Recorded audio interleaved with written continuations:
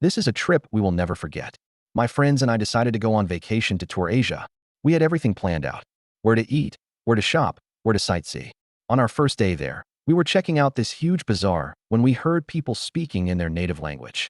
It was a small group of people, maybe about 5 or 6 of them, laughing and talking. As we passed by, one of them bumped into me and I fell to the ground, spilling my drink. The guy looked at me and started to laugh. He said something to his friends and they all started to laugh even harder. I got really angry and told them to shut up, but instead they just kept laughing and walked away. We decided to just let it go and enjoy the rest of our vacation. But on our way back to the hotel, we saw them again. They were walking towards us, and as they got closer, we could see that they were carrying huge sticks. They started to surround us, and before we knew what was happening, they started to hit us with the sticks. We were all lying on the ground when they took all of our money and phones and ran away. I couldn't believe that this was happening to us. We were in a popular tourist destination and there were people everywhere. But nobody helped us. I was so scared, and I don't want to be too dramatic or anything, but I thought we were going to get killed. One of my friends, Chaik, was badly hurt.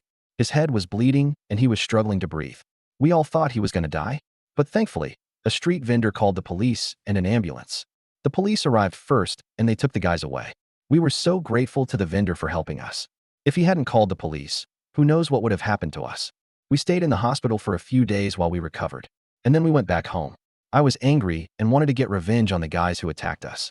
But my family and friends told me to let it go because the police were handling it. But I couldn't let it go, so I decided to hire a private investigator to find them. The investigator told me that he would do whatever it takes to find the guys, even if it meant going to jail. He was a retired police officer who had a lot of connections. He told me that he had a plan and that I should trust him.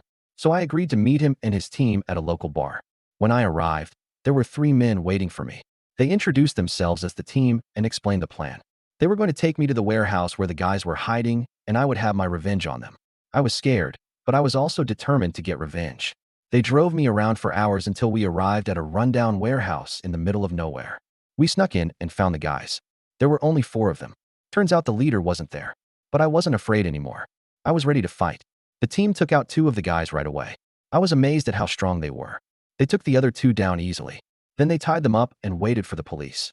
When the cops arrived, they arrested all of them. I was so happy that they were finally caught. But I couldn't help but feel a little disappointed that I didn't get to beat them myself. But then I saw the look on Chaik's face, and it made me feel better. He was finally going to be okay. The police thanked us for helping them catch the guys.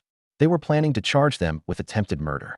We were all hailed as heroes, and we got a lot of free stuff from the media. It was crazy. But through all of this, I learned a very valuable lesson. It's a horrible vacation that turned us to heroes. But I'm still traumatized from what happened.